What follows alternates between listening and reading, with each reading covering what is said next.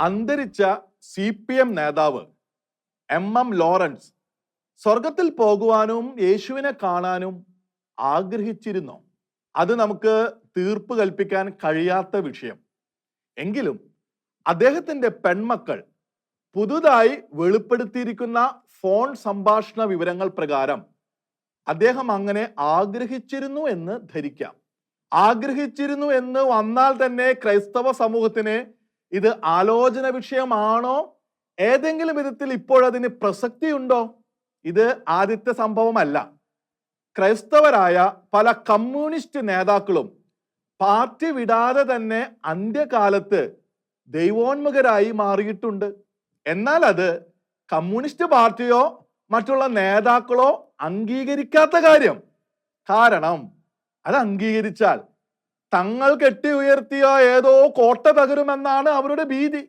ഒപ്പം വിശ്വാസത്തിന് അതീതരെന്ന് ഭാവിക്കുന്ന തങ്ങളുടെ രാഷ്ട്രീയ അഹംബോധം പരസ്യമായി ക്ഷതപ്പെടുന്നു എന്ന വേവലാതിയും.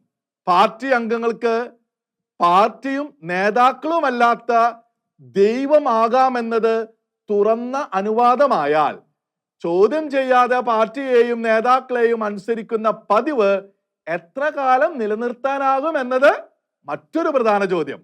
ജീവിതാന്തത്തോടടുക്കുന്നവരുടെ ആത്മാക്കൾ ഈ നിയമത്തെ അതിലംഘിച്ച് സൃഷ്ടാവിന്റെ നിയമത്തെ തേടുന്നത് തടയാൻ പാർട്ടിക്ക് കഴിയില്ല. പകരം ആ സത്യം നിഷേധിക്കുകയോ മറച്ചു പിടിക്കുകയോ ആഗ്രഹ നിവൃത്തി തടയുകയോ ചെയ്യാൻ കഴിയും. മലയാളികൾ മറന്നു പോകാൻ മാത്രം പഴകിയിട്ടില്ല മലബാറിലെ ഒരു MLA കാര്യം. അദ്ദേഹം അന്ത്യകുദാശ ആഗ്രഹിക്കുകയും സ്വീകരിക്കുകയും ചെയ്തിരുന്നു എന്ന വെളിപ്പെടുത്തൽ വന്നപ്പോൾ പാർട്ടി നേതാവ് അത് നിഷേധിക്കുവാനും ആ നിഷേധം പാർട്ടി അണികളിൽ ഉറപ്പിക്കാനും വേണ്ടി അതിതീവ്രതയോടെ പ്രതികരിച്ചതും. എന്തുകൊണ്ടാണ് അത് കമ്മ്യൂണിസ്റ്റ് നേതാവിനെ അത്രമാത്രം പ്രകോപിപ്പിച്ചത്? അത് വ്യക്തിപരമായ കോപമല്ല. അന്ത്യകാലത്തെ വിശ്വാസം എന്ന സത്യം, താൻ ഉൾപ്പെട്ട പ്രസ്ഥാനത്തിന്റെ ശിലകളെ ഒരു വിധത്തിലും ഇളക്കാതിരിക്കാനുള്ള പ്രതിരോധം. അതിനർത്ഥം അന്ത്യകാലത്ത് ഒരു കമ്മ്യൂണിസ്റ്റ് നേതാവ് വിശ്വാസത്തിന്റെ വഴി സ്വീകരിക്കുന്നത് കമ്മ്യൂണിസത്തിന്റെ പരാജയത്തിന് വിളംബരമാകുമെന്ന ഭീതിയുണ്ട് എന്നത് തന്നെ. അഥവാ യാഥാർത്ഥ്യം നാസ്തിക കമ്മ്യൂണിസം അല്ല, ദൈവാസ്തിത്വമാണെന്ന വിളംബരമായി അത് മാറുമെന്നത്. പക്ഷേ കൃത്രിമ ക്ഷോഭം കൊണ്ടൊന്നും പരേതനായൊരു നേതാവ് സൃഷ്ടാവിനെ തേടി എന്ന സത്യം ഇല്ലാതാകുന്നില്ല. ജീവിതകാലത്ത് പാർട്ടിയുടെ ഔദാര്യങ്ങളെല്ലാം സ്വീകരിച്ചവരുടെ ബന്ധുക്കൾക്ക് പാർട്ടിയെ തള്ളി പിതാവിന്റെ ദൈവദാഹത്തെ സാക്ഷ്യപ്പെടുത്തുവാൻ നിവൃത്തിയില്ല. അത് അവരുടെ അവസ്ഥ. അതുകൊണ്ട് തന്നെ സത്യം വീണ്ടും മറച്ചു വെക്കപ്പെടും. അതവിടെ നിൽക്കട്ടെ. നമുക്കൊരു സാമാന്യവൽക്കരണത്തിലെത്താൻ എല്ലാ അവകാശവുമുണ്ട്. നാസ്തിക രാഷ്ട്രീയം നൽകുന്ന ലൗകിക പ്രതാപത്തിന് നടുവിലും ആ പ്രതാപം അങ്ങുമ്പോഴും വ്യക്തിയുടെ ഹൃദയത്തെ ദൈവോന്മുഖത സ്പർശിക്കാം എന്നതാണത്. പ്രതാപങ്ങളുടെ നടുവിൽ ആ സ്പർശനത്തെ അവഗണിക്കുന്നവരും ജീവിതാന്ത്യത്തെ സമീപിക്കുമ്പോൾ, അവരെ ജീവിതാന്ത ബോധം പിടികൂടുമ്പോൾ, അവരുടെ ഹൃദയം ലോക രാഷ്ട്രീയ വ്യഗ്രതകളിൽ നിന്ന് മെല്ലെ പിടിപിടിപ്പിച്ചു തുടങ്ങുമ്പോൾ ആത്മാവിന്റെ ഉടയവനെ തേടുന്നത് അപൂർവമല്ല. MM ലോറൻസിന്റെ കാര്യം കത്തോലിക്ക സഭയ്ക്ക് മറ്റൊരു വിധത്തിൽ പ്രസക്തമാണ്. കത്തോലിക്ക സഭയിലെ ശിശു ജ്ഞാനസ്നാനത്തെ എതിർക്കുകയും പ്രായപൂർത്തി വന്ന ശേഷം വിശ്വാസത്തോടെ അരൂപിയിൽ മുങ്ങിയാൽ മാത്രമേ ജ്ഞാനസ്നാനമാകൂ, രക്ഷാകരമാകൂ എന്ന വാദത്തിനും ധാരണയ്ക്കുമുള്ള മറുപടി.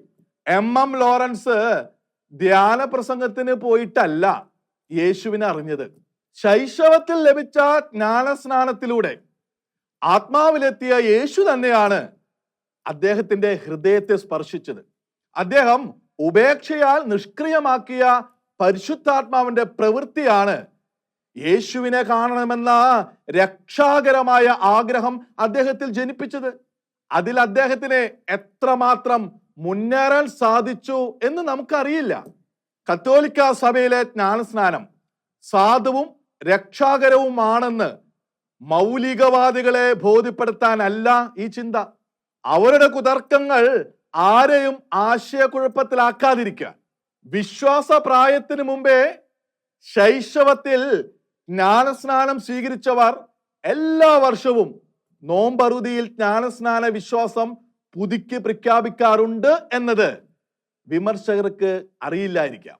എം ലോറൻസ് അന്ത്യകാല കുദാശകൾ സ്വീകരിച്ചോ ഇല്ലയോ എന്നത് പരസ്യമാകാത്ത കാര്യങ്ങൾ. പക്ഷേ അദ്ദേഹം യേശുവിനെ കാണുവാൻ ആഗ്രഹിച്ചെങ്കിൽ അത് ശൈശവ ജ്ഞാനസ്നാനത്തിൽ സ്വീകരിച്ച പരിശുദ്ധ ത്രിത്വം, ദൈവപിതാവും യേശുവും പരിശുദ്ധാത്മാവും വലിയ കരുണയാൽ പ്രവർത്തിച്ചു എന്നതിൻ്റെ പ്രത്യാശാജനകമായ സാക്ഷ്യമാണ്. കാണാത്തതും കേൾക്കാത്തതും അടുത്ത ആഴ്ച ഇതേ സമയം.